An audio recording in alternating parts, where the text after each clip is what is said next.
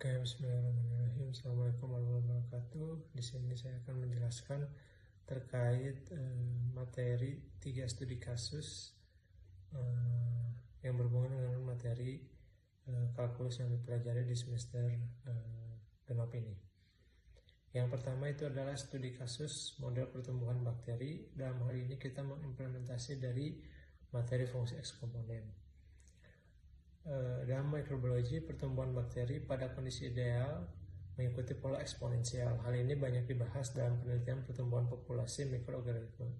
Pertumbuhan ini terjadi karena setiap bakteri membelah diri secara konstan dalam interval waktu tertentu.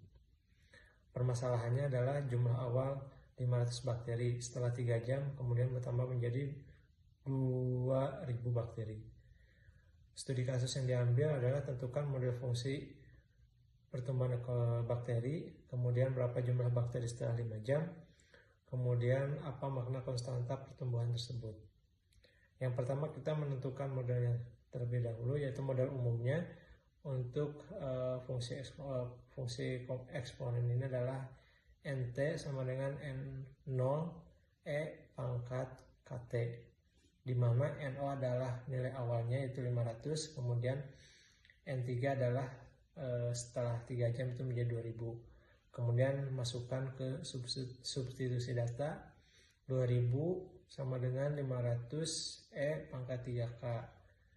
Kemudian menjadi 4 sama dengan E pangkat 3K, disederhanakannya. Kemudian setelah itu menentukan nilai K-nya menggunakan logaritma natural, yaitu ln 4 sama dengan 3K. Maka K sama dengan ln 4 per 3,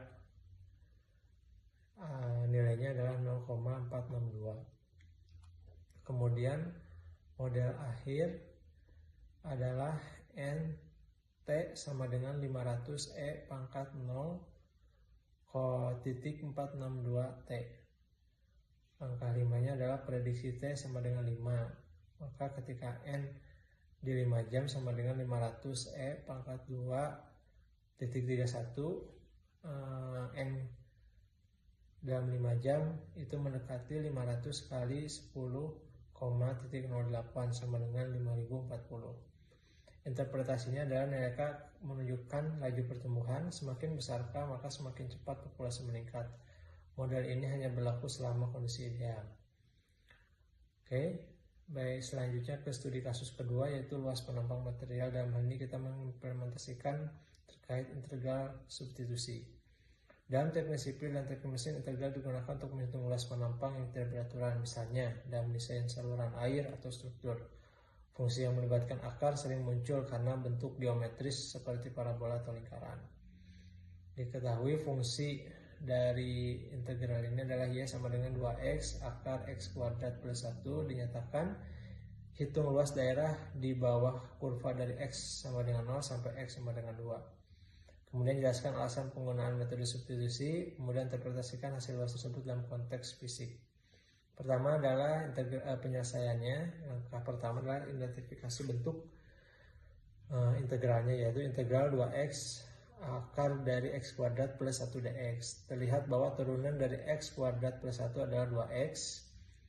Kemudian langkah 2-nya adalah substitusi.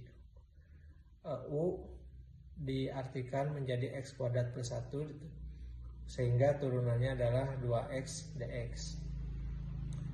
Kemudian langkah 3-nya adalah mengubah integral. Dari integral, bentuk umumnya adalah integral akar U du, kemudian diintegrasikan.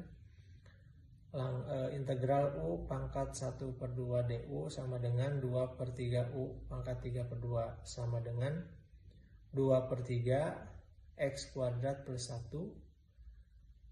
pangkat 3 per 2. Oke.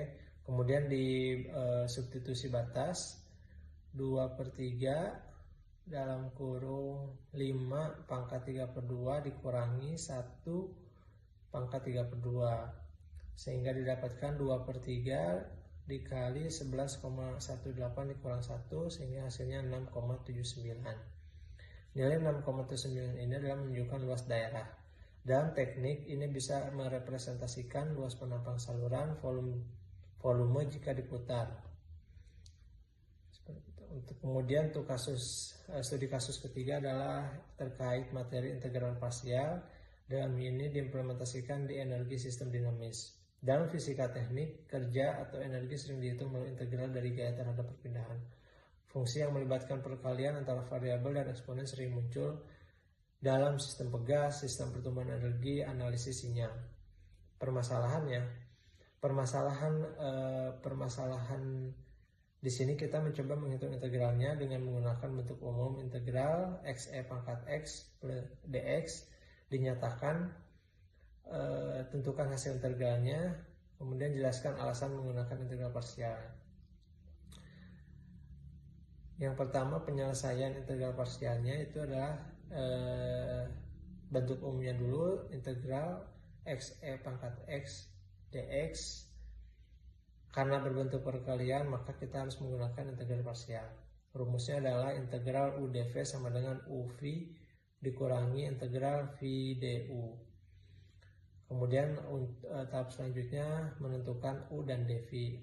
U-nya sama dengan x sehingga du sama dengan dx.